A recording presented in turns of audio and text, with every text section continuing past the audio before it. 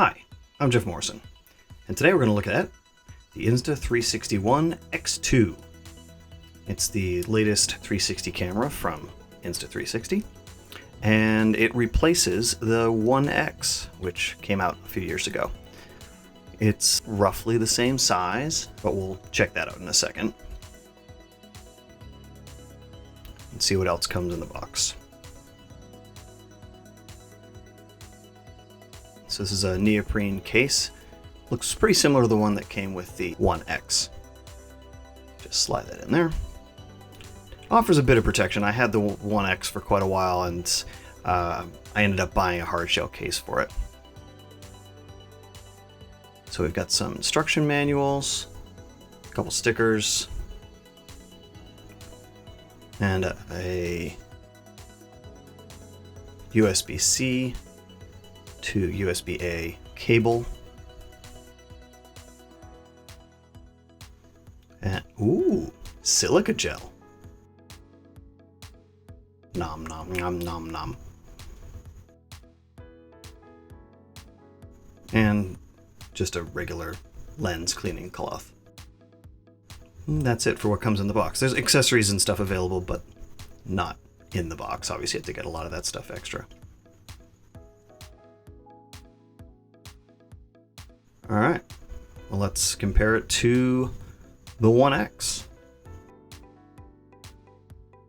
As you can see, they're roughly the same size. Overall, the specs are a bit of an upgrade on the new one. The biggest difference is how much more rugged the X2 seems compared to the X, which was a bit delicate feeling. It had a rubberized exterior, kind of, but it just didn't feel like it was something you'd want to just throw in your pocket, that's for sure.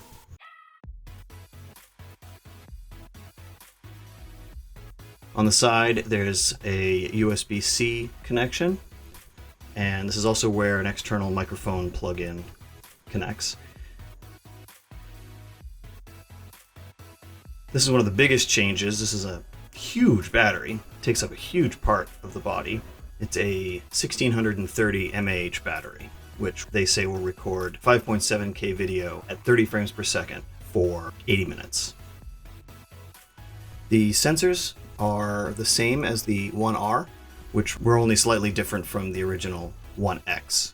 There are a few internal changes though. There's a higher bitrate with video, and they claim to have improved colors, but the max resolution and frame rate is still 5.7K at 30. There's 4K 50, and for some really slow-mo, but at a lower resolution, you can do 3K at 100. See, that's one of the 4 microphones on the side there. Of course, regular tripod mount in the bottom.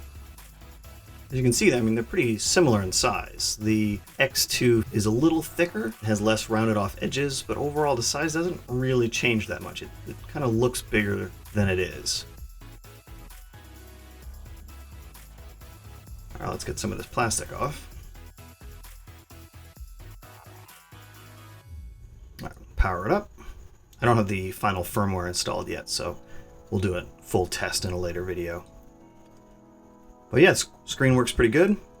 It's got menus and stuff on it, so should work pretty similar to how the One R works.